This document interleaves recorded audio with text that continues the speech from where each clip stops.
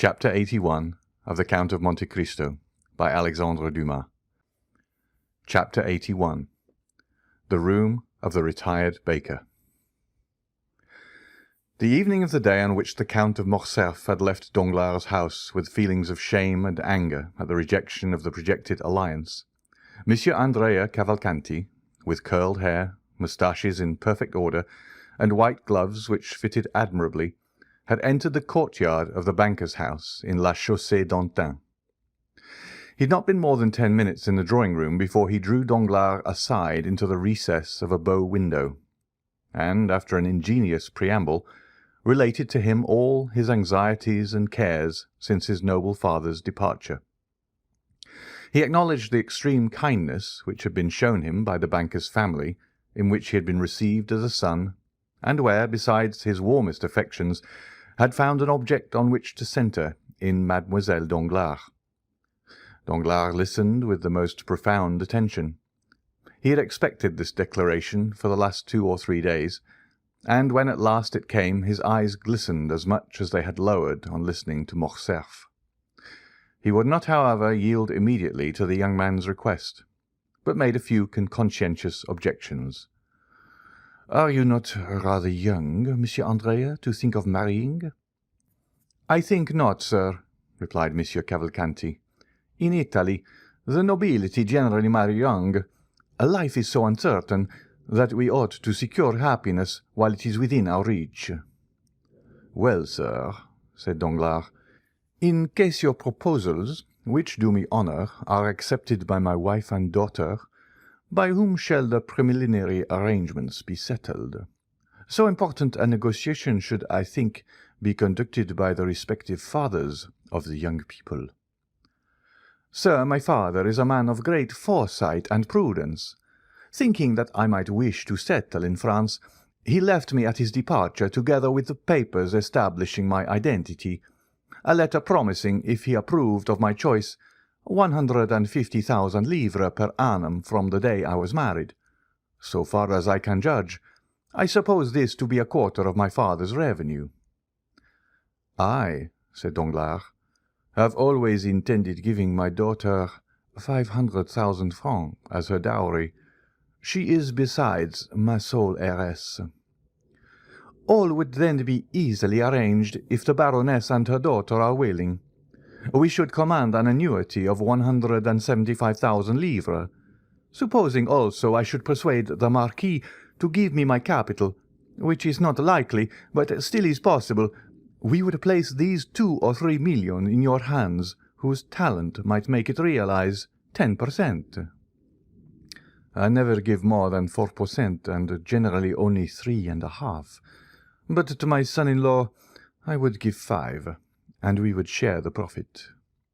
"Very good, father-in-law," said Cavalcanti, yielding to his low-born nature, which would escape sometimes through the aristocratic gloss with which he sought to conceal it. Correcting himself immediately, he said, "Excuse me, sir. Hope alone makes me almost mad. What will not reality do?" "But," said Danglars, who on his heart did not perceive how soon the conversation, which was at first disinterested, was turning to a business transaction, "there is doubtless a part of your fortune your father could not refuse you." "Which?" asked the young man. "That you inherit from your mother." "Truly from my mother, Leonora Corsinari." "How much may it amount to?" "Indeed, sir," said Andrea, "I assure you, I have never given the subject a thought, but I suppose it must have been at least 2 millions.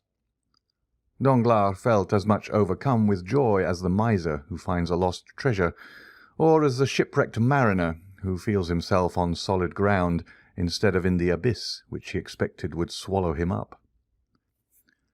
"Well, sir," said Andrea, bowing to the banker respectfully, "may I hope?" "You may not only hope," said Danglars, "but consider it a settled thing, if no obstacle arises on your part." "I am indeed rejoiced," said Andrea. "But," said Danglars thoughtfully, "how is it that your patron, Monsieur de Monte Cristo, did not make his proposal for you?" Andrea blushed imperceptibly. "I have just left the Count, sir," said he. "He is doubtless a delightful man, but inconceivably peculiar in his ideas. He esteems me highly. He even told me he had not the slightest doubt that my father would give me the capital instead of the interest of my property. He has promised to use his influence to obtain it for me, but he also declared that he never had taken on himself the responsibility of making proposals for another, and he never would. I must, however, do him the justice to add that he assured me if ever he had regretted the repugnance he felt to such a step it was on this occasion, because he thought the projected union would be a happy and suitable one. Besides, if he will do nothing officially, he will answer any questions you propose to him. And now," continued he with one of his most charming smiles, "having finished talking to the father-in-law, I must address myself to the banker." "And what may you have to say to him?" said Danglars, laughing in his turn. "That the day after tomorrow I shall have to draw upon you for about 4,000 francs, but the Count, expecting my bachelor's revenue could not suffice for the coming month's outlay, has offered me a draft for 20,000 francs. It bears his signature, as you see, which is all sufficient." "Bring me 1,000,000 such as that," said Danglars. "I shall be well pleased," putting the draft in his pocket. "Fix your own hour for tomorrow, and my cashier shall call on you with a cheque for 80,000 francs." "At 10 o'clock, then, if you please. I should like it early, as I am going into the country tomorrow." "Very well. At 10 o'clock you are still at the Hôtel des Princes?" "Yes." The following morning, with the banker's usual punctuality, the 80,000 francs were placed in the young man's hands as he was on the point of starting, after having left 200 francs for Caderousse. He went out chiefly to avoid this dangerous enemy, and returned as late as possible in the evening. But scarcely had he stepped out of his carriage when the porter met him with a parcel in his hand. "Sir," said he, "that man has been here." "What man?" said Andrea carelessly, apparently forgetting him whom he but too well recollected. "Him to whom your Excellency pays that little annuity." "Oh," said Andrea, "my father's old servant. Well, you gave him the 200 francs I had left for him." "Yes, your Excellency." Andrea had expressed a wish to be thus addressed. "But," continued the porter, "he would not take them." Andrea turned pale, but as it was dark his pallor was not perceptible. "What, he would not take them?" said he with slight emotion. "No, he wished to speak to your Excellency. I told him you were gone out, and after some dispute he believed me and gave me this letter, which he had brought with him already sealed." "Give it to me," said Andrea, and he read by the light of his carriage lamp. "You know where I live. I expect you tomorrow morning at 9 o'clock." Andrea examined it carefully to ascertain if the letter had been opened, or if any indiscreet eyes had seen its contents. But it was so carefully folded that no one could have read it, and the seal was perfect. "Very well," said he. "Poor man, he is a worthy creature." He left the porter to ponder on these words, not knowing which most to admire, the master or the servant. "Take out the horses quickly, and come up to me," said Andrea to his groom. In 2 seconds the young man had reached his room and burnt Caderousse's letter. The servant entered just as he had finished. "You are about my height, Pierre," said he. "I have that honour, your Excellency." "You have a new livery yesterday." "Yes, sir." "I have an engagement with a pretty little girl for this evening, and do not wish to be known. Lend me your livery till tomorrow. I may sleep, perhaps, at an inn." Pierre obeyed. 5 minutes after, Andrea left the hotel, completely disguised, took a cabriolet, and ordered the driver to take him to the Cheval Rouge at Picpus. The next morning he left that inn as he had left the Hôtel des Princes, without being noticed. walked down the Faubourg Saint-Antoine, along the boulevard to Rue Ménilmontant, and stopped at the door of the third house on the left, looking for some one of whom to make inquiry in the porter's absence. "For whom are you looking, my fine fellow?" asked the fruiteress on the opposite side. "Monsieur Pailletine, if you please, my good woman," replied Andrea. "A retired baker?" asked the fruiteress. "Exactly." "He lives at the end of the yard on the left, on the third story." Andrea went as she directed him, and on the third floor he found a hare's paw, which by the hasty ringing of the bell it was evident he pulled with considerable ill temper. A moment after Caderousse's face appeared at the grating in the door. "Ah, you are punctual," said he, as he drew back the door. "Confound you and your punctuality," said Andrea, throwing himself into a chair in a manner which implied that he would rather have flung it at the head of his host. "Come, come, my little fellow, don't be angry. See, I have thought about you.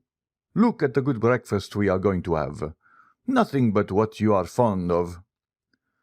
Andrea indeed inhaled the scent of something cooking which was not unwelcome to him, hungry as he was. It was that mixture of fat and garlic peculiar to provincial kitchens of an inferior order, added to that of dried fish, and above all the pungent smell of musk and cloves. These odours escaped from two deep dishes which were covered and placed on a stove, and from a copper pan placed in an old iron pot. In an adjoining room Andrea saw also a tolerably clean table prepared for two bottles of wine sealed, the one with green, the other with yellow, a supply of brandy in a decanter, and a measure of fruit in a cabbage leaf, cleverly arranged on an earthenware plate. "What do you think of it, my little fellow?" said Caderousse. "Ah, that smells good. You know I used to be a famous cook. Do you recollect how you used to lick your fingers? You are among the first who tasted any of my dishes, and I think you relish them tolerably." While speaking, Caderousse went on peeling a fresh supply of onions. "But," said Andrea ill-temperedly, "by my faith, if it was only to breakfast with you that you disturbed me, I wish the devil had taken you." "My boy," said Caderousse sententiously, "one can talk while eating, and then, you ungrateful being, you are not pleased to see an old friend? I am weeping with joy." He was truly crying, but it would have been difficult to say whether joy or the onions produced the greatest effect on the lachrymal glands of the old innkeeper of the Pont du Gard. "Hold your tongue, you hypocrite," said Andrea. "You love me?" "Yes, I do, or make the devil take me. I know it is a weakness," said Caderousse, "but it overpowers me." "And yet it has not prevented your sending for me to play me some trick." "Come," said Caderousse, wiping his large knife on his apron, "if I do not like you, do you think I should endure the wretched life you lead me? Think for a moment. You have your servant's clothes on. You therefore keep a servant. I have none, and am obliged to prepare my own meals. You abuse my cookery because you dine at the table d'hôte of the Hôtel des Princes or the Café de Paris. Well, I too could keep a servant. I too could have a tilbury. I too could dine where I like. But why do I not? Because I would not annoy my little Benedetto. Come, just acknowledge that I could, eh?" This address was accompanied by a look which was by no means difficult to understand. "Well," said Andrea, "admitting your love, why do you want me to breakfast with you?" "That I may have the pleasure of seeing you, my little fellow." "What is the use of seeing me after we have made all our arrangements?" "Eh, dear friend," said Caderousse, "are wills ever made without codicils? But you first came to breakfast, did you not? Well, sit down, and let us begin with these pilchards, and this fresh butter, which I have put on some vine leaves to please you, wicked one. Ah, yes, you look at my room, my 4 straw chairs, my image, 3 francs each. But what do you expect? This is not the Hôtel des Princes." "Come, you are growing discontented. You are no longer happy. You, who only wish to live like a retired baker." Caderousse sighed. "Well, what have you to say? You have seen your dream realized." "I can still say it is a dream. A retired baker, my poor Benedetto, is rich. He has an annuity." "Well, you have an annuity." "I have?" "Yes, since I bring you your 200 francs. Caderousse shrugged his shoulders. "It is humiliating," said he, "thus to receive money given grudgingly, an uncertain supply which may soon fail. You see, I am obliged to economize, in case your prosperity should cease. Well, my friend, fortune is inconstant, as the chaplain of the regiment said. I know your prosperity is great, you rascal. You are to marry the daughter of Danglars." "What? Of Danglars?" "Yes, to be sure. Must I say Baron Danglars? I might as well say Count Benedetto. He was an old friend of mine, and if he had not so bad a memory, he ought to invite me to your wedding, seeing he came to mine." Yes, to mine. Gad, he was not so proud then. He was an under-clerk to the good Monsieur Morel. I have dined many times with him and the Count of Morcerf. So you see I have some high connections, and were I to cultivate them a little, we might meet in the same drawing-rooms." "Come, your jealousy represents everything to you in the wrong light." "That is all very fine, Benedetto mio, but I know what I am saying. Perhaps I may one day put on my best coat, and, presenting myself at the great gate, introduce myself. Meanwhile, let us sit down and eat." Caderousse set the example and attacked the breakfast with good appetite, praising each dish he set before his visitor. The latter seemed to have resigned himself. He drew the corks and partook largely of the fish with the garlic and fat. "Ah, mate," said Caderousse, "you are getting on better terms with your old landlord." "Faith, yes," replied Andrea, whose hunger prevailed over every other feeling. "So you like it, you rogue?" "So much that I wonder how a man who can cook thus can complain of hard living." "Do you see?" said Caderousse. "All my happiness is marred by one thought." "What is that?" "That I am dependent on another. I who have always gained my own livelihood honestly." "Do not let that disturb you. I have enough for two." "No, truly, you may believe me if you will. At the end of every month I am tormented by remorse." "Good Caderousse!" "So much so that yesterday I would not take the 200 francs." "Yes, you wished to speak to me. But was it indeed remorse? Tell me." "True remorse, and besides, an idea had struck me." Andrea shuddered. He always did so at Caderousse's ideas. "It is miserable, do you see? Always to wait till the end of the month." "Oh," said Andrea philosophically, determined to watch his companion narrowly. "Does not life pass in waiting? Do I, for instance, fare better? Well, I wait patiently, do I not?" "Yes, because instead of expecting 200 wretched francs, you expect 5 or 6,000, perhaps 10, perhaps even 12, for you take care not to let anyone know the utmost. Down there, you always had little presents and Christmas boxes which you tried to hide from your poor friend Caderousse. Fortunately, he is a cunning fellow, that friend Caderousse." "There, you are beginning again to ramble, to talk again and again of the past. But what is the use of teasing me with going all over that again?" "Ah, you are only 21 and can forget the past. I am 50, and am obliged to recollect it. But let us return to business." "Yes." "I was going to say, if I were in your place—" "Well?" "I would realize—" "How would you realize?" "I would ask for 6 months in advance, under pretence of being able to purchase a farm. Then with my 6 months I would decamp." "Well, well," said Andrea, "that isn't a bad idea." "My dear friend," said Caderousse, "eat of my bread and take my advice. You'll be none the worse off, physically or morally." "But," said Andrea, "why do you not act on the advice you gave me?" Why do you not realize a 6 months, a year's advance even, and retire to Brussels? Instead of leaving the retired baker, you might live as a bankrupt, using his privileges. That would be very good. But how the devil would you have me retire on 1,200 francs? Ah, Caderousse, said Andrea, how covetous you are. 2 months ago you were dying with hunger. The appetite grows by what it feeds on, said Caderousse, grinning, and showing his teeth like a monkey laughing or a tiger growling. And, added he, biting off with his large white teeth an enormous mouthful of bread, I have formed a plan.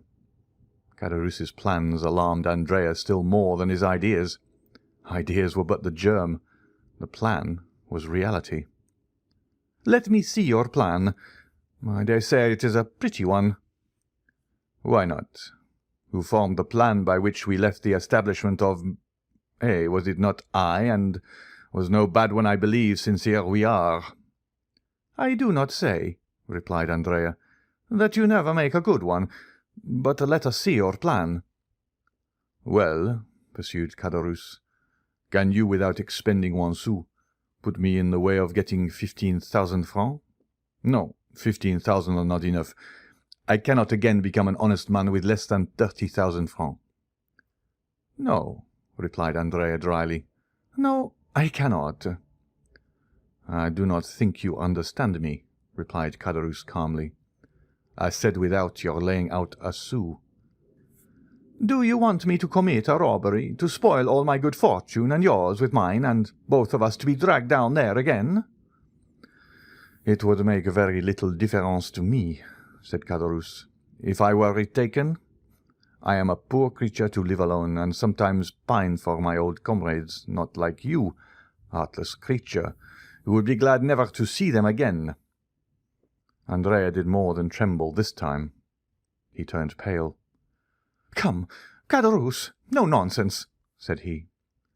Don't alarm yourself, my little Benedetto, but just point out to me some means of gaining those 30,000 francs without your assistance, and I will contrive it. Well, I'll see. I'll try to contrive some way, said Andrea. Meanwhile, you raise my monthly allowance to 500 francs, my little fellow. I have a fancy and mean to get a housekeeper. Well, you shall have your 500 francs, said Andrea. But it is very hard for me, my poor Caderousse. You take advantage. Ah, said Caderousse, when you have access to countless stores. One would have said Andrea anticipated his companion's words, so did his eye flash like lightning. But it was but for a moment. True, he replied, and my protector is very kind. That dear protector, said Caderousse. And how much does he give you monthly? 5,000 francs. As many thousands as you give me hundreds. Truly, it is only bastards who are thus fortunate. 5,000 francs per month. What the devil can you do with all that? Oh, it is no trouble to spend that. And I'm like you, I want capital. Capital. Yes, I understand. Everyone would like capital. Well, and I shall get it. Who will give it to you? Your prince? Yes, my prince, but unfortunately I must wait. You must wait for what? Asked Caderousse. For his death. The death of your prince? Yes. How so? Because he has made his will in my favour.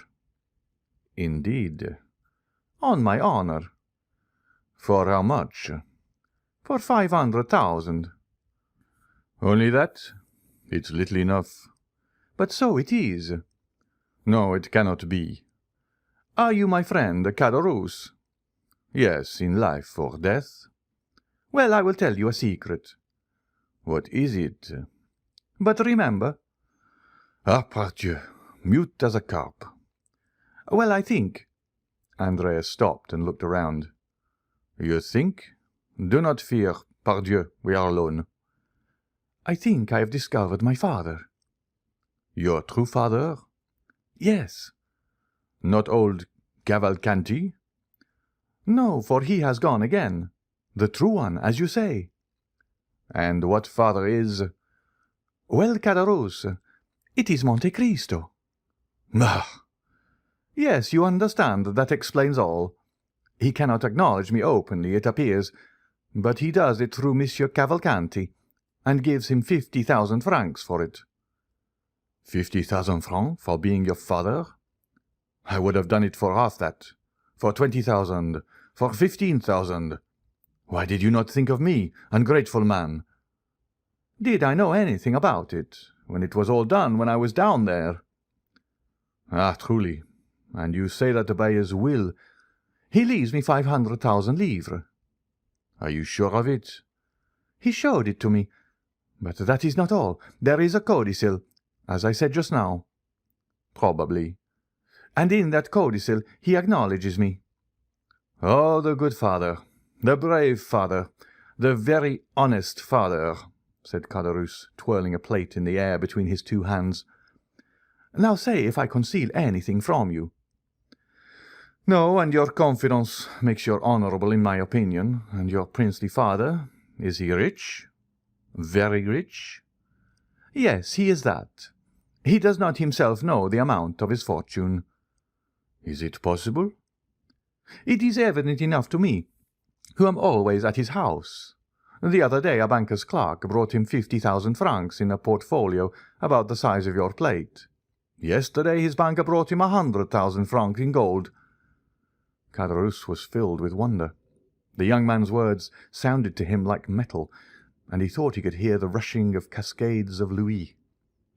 "And you go into that house?" cried he briskly. "When I like." Caderousse was thoughtful for a moment. It was easy to perceive he was revolving some unfortunate idea in his mind. Then suddenly, "How I should like to see all that!" cried he. "How beautiful it must be!" "It is in fact magnificent," said Andrea. "And does he not live in the Champs-Élysées?" "Yes, number 30. "Ah," said Caderousse, "Numéro 30. "Yes, a fine house, standing alone, between a courtyard and a garden. You must know it." "Possibly, but it is not the exterior I care for, it is the interior. What beautiful furniture there must be in it." "Have you ever seen the Tuileries?" "No." "Well, it surpasses that." "It must be worth one's while to stoop, Andrea, when that good Monsieur Monte Cristo lets fall his purse." "It is not worth while to wait for that," said Andrea. "Money is as plentiful in that house as fruit in an orchard." "But you should take me there one day with you." "How can I? On what plea?" "You are right, but you have made my mouth water. I must absolutely see it. I shall find a way." "No nonsense, Caderousse." "I will offer myself as floor polisher." "The rooms are all carpeted." "Well, then, I must be contented to imagine it." "That is the best plan, believe me." "Try at least to give me an idea of what it is." "How can I?" "Nothing is easier. Is it large?" "Middling." "How is it arranged?" "Faith, I should require pen, ink, and paper to make a plan." "They are all here," said Caderousse briskly. He fetched from an old secretary a sheet of white paper and pen and ink. "Here," said Caderousse, "draw me all that on the paper, my boy."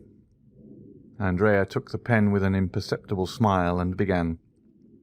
"The house, as I said, is between the court and the garden. In this way, do you see?" Andrea drew the garden, the court, and the house. "High walls?" "Not more than 8 or 10 feet." "That is not prudent," said Caderousse. "In the court are orange trees in pots, turf, and clumps of flowers." "And no steel traps?" "No." "The stables?" "Are on either side of the gate, which you see there." And Andrea continued his plan. "Let us see the ground floor," said Caderousse. "On the ground floor, dining room, 2 drawing rooms, billiard room, staircase in the hall, and a little black staircase." "Windows?" "Magnificent windows, so beautiful, so large, that I believe a man of your size should pass through each frame." Why the devil have they any stairs with such windows? Luxury has everything. But shutters? Yes, but they are never used. That Count of Monte Cristo is an original who loves to look at the sky, even at night. And where do the servants sleep? Oh, they have a house to themselves. Picture to yourself a pretty coach-house at the right-hand side, where the ladders are kept. Well, over that coach-house are the servants' rooms, with bells corresponding with the different apartments. Ah, diable! Bells, did you say? What do you mean? Oh, nothing.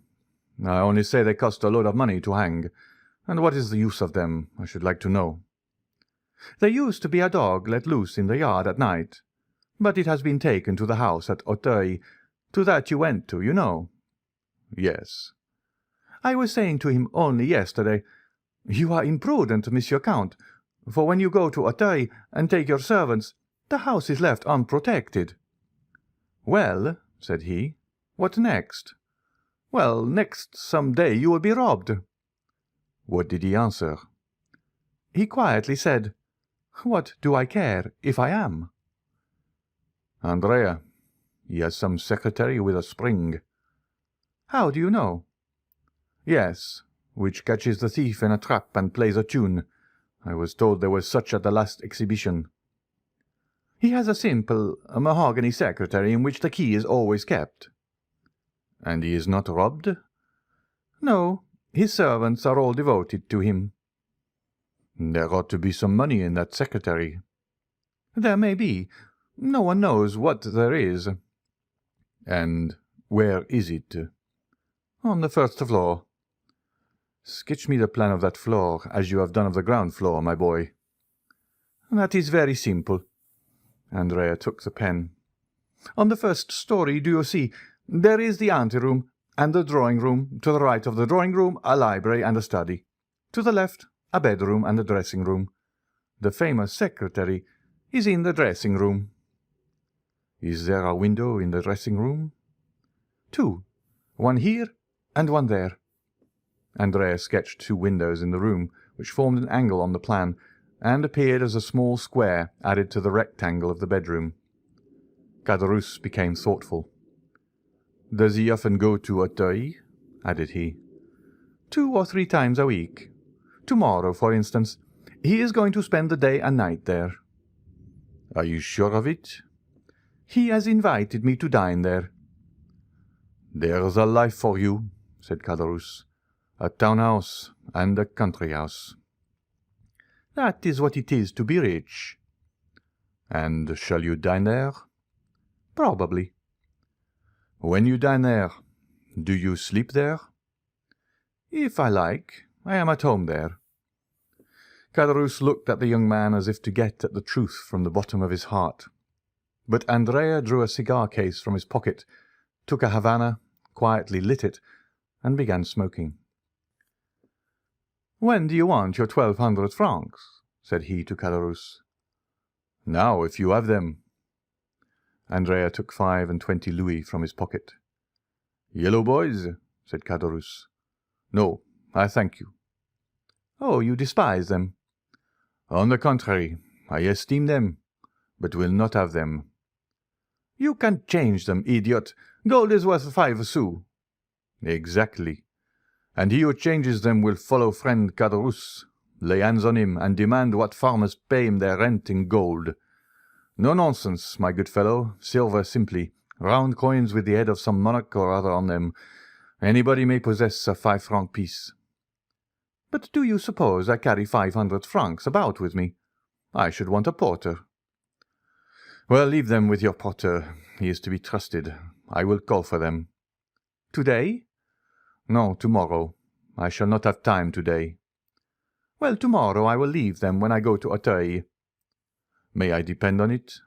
"Certainly." "Because I shall secure my housekeeper on the strength of it." "Now see here, will that be all? And will you not torment me any more?" "Never." Caderousse had become so gloomy that Andrea feared he should be obliged to notice the change. He redoubled his gaiety and carelessness. "How sprightly you are," said Caderousse. "One would say you were already in possession of your property."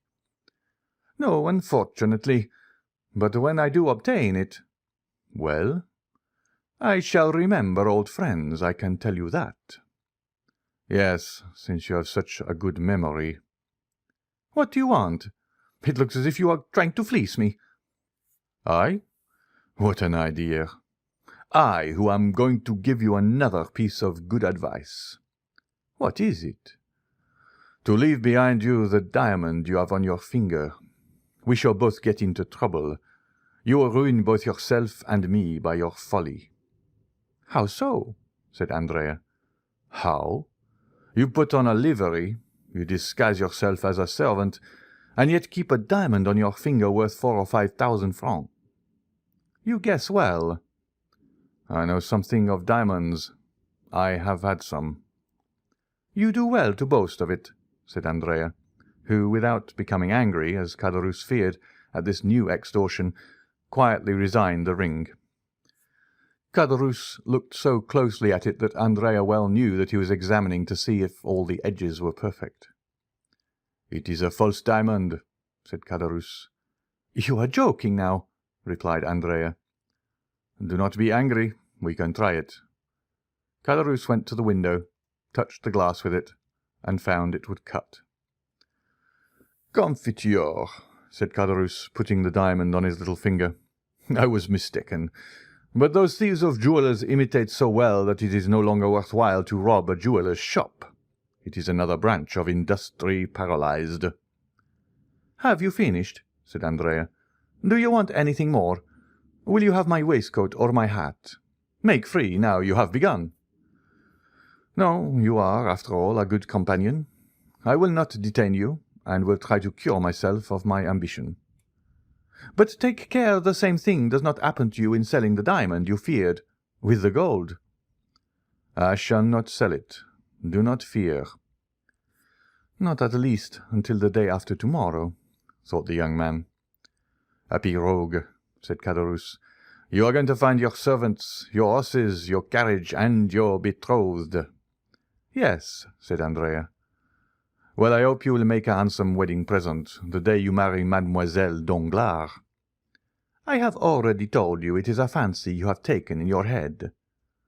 What fortune has she? But I tell you— 1,000,000? Andrea shrugged his shoulders. Let it be 1,000,000, said Caderousse. You can never have so much as I wish you. Thank you, said the young man. Oh, I wish it you with all my heart, added Caderousse with his hoarse laugh. Stop! Let me show you the way. It is not worth while. Yes, it is. Why? Because there is a little secret, a precaution I thought it desirable to take. One of Huret et Fichet's locks, revised and improved by Gaspard Caderousse. I will manufacture you a similar one when you are a capitalist. Thank you, said Andrea. I will let you know a week beforehand. They parted. Caderousse remained on the landing until he had not only seen Andrea go down the 3 stories, but also across the court. Then he returned hastily, shut his door carefully, and began to study like a clever architect the plan Andrea had left him. Dear Benedetto, said he, I think he will not be sorry to inherit his fortune, and he who hastens the day when he can touch his 500,000 will not be his worst friend. End of chapter 81.